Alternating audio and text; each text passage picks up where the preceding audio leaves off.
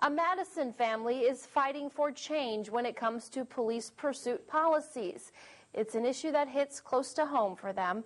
Their son died in Boston when the cab he was in was hit by a suspect who was fleeing from police. Brian Rodriguez sat down with Paul Farris's parents, who say all they want is consistency. Julie, John and Roberta Farris say they are still trying to live with the fact that their son will never come home. But to deal with the pain, the family has started a grassroots effort to keep what happened to their son from happening to any other family. This is the first time Jonathan and Roberta Farris have flipped through a family photo album since their son was killed over the summer.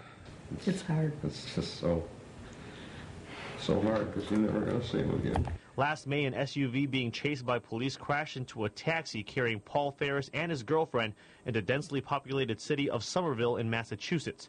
Farris and the driver were killed.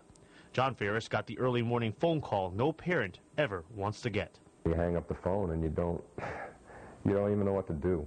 Farris started researching law enforcement pursuit policies. What he found was although Somerville had strict policies, law enforcement across the country have their own policies. According to Madison Police's pursuit policy, officers chasing a person committing a traffic violation shall discontinue when the pursuit creates unreasonable danger of death or bodily harm to the officer, suspect, or the public.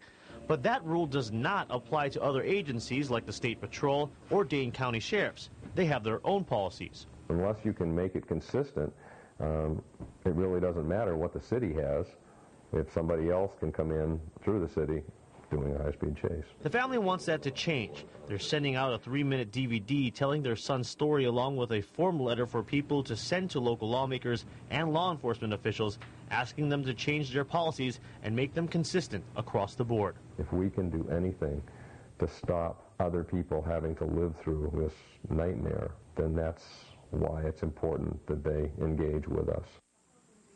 The Farris family started sending out the DVD and letter about 2 months ago.